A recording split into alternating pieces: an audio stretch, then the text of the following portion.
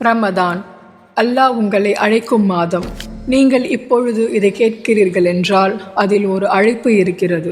ஒரு சாதாரண அழைப்பு அல்ல, உங்கள் ரப்பிடமிருந்து வந்த அழைப்பு. ரமதான் வந்துவிட்டது என்றால் அது வெறும் நாட்காட்டியில் மாறிய மாதம் அல்ல, அது உங்கள் வாழ்க்கை மாறும் வாய்ப்பு.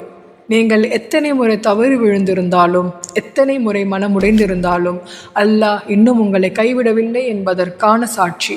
இந்த ரமதான் அல்லாஹ் சொல்கிறான், என் அடியார்களே, அல்லாவின் இரக்கத்தில் நம்பிக்கை இழக்காதீர்கள். அதனால் தான் அவன் மீண்டும் உங்களுக்கு ஒரு வாய்ப்பு கொடுக்கிறான்.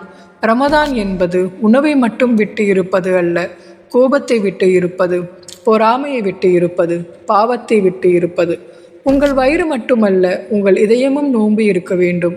நீங்கள் தனியாக துவா செய்த இரவுகள் இருக்கலாம், யாரிடமும் சொல்ல முடியாத கண்ணீர் இருக்கலாம். ஆனால் இந்த ரமதானில் அல்லாஹ் உங்களுக்கு அருகில் இருக்கிறான்.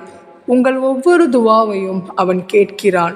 நீங்கள் நினைக்கலாம், நான் ரமதானுக்கு தகுதியானவள் தானா? ஆனால் நினைவில் வைத்துக் கொள்ளுங்கள், ரமதான் பரிசுத்தமானவர்களுக்கு மட்டுமல்ல, மன்னிப்பு தேடும் உள்ளங்களுக்காக.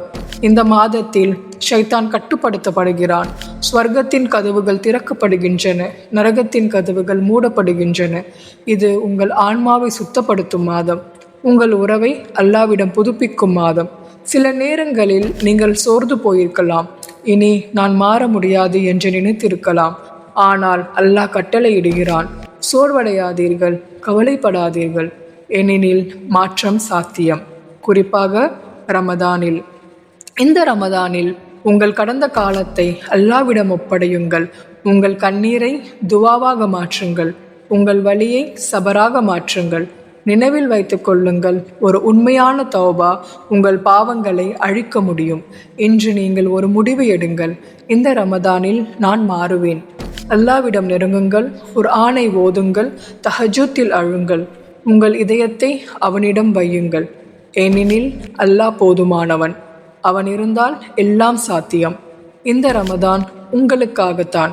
யா அல்லாஹ், என்னை மன்னித்து வழிநடத்துவாயாக என்று கமெண்டில் பதிவு செய்யவும், இதை மற்றவருக்கும் ஷேர் செய்யவும். யாரோ ஒருவர் இன்று இதை கேட்க வேண்டி இருக்கலாம். இது போன்ற இஸ்லாமிய நினைவூட்டலுக்கு தீனி தஸ்லிம் பக்கத்தை பின்தொடரவும். அஸ்ஸலாமு அலைக்கும் வரஹமத்துல்லாஹி வபரகாத்துஹு.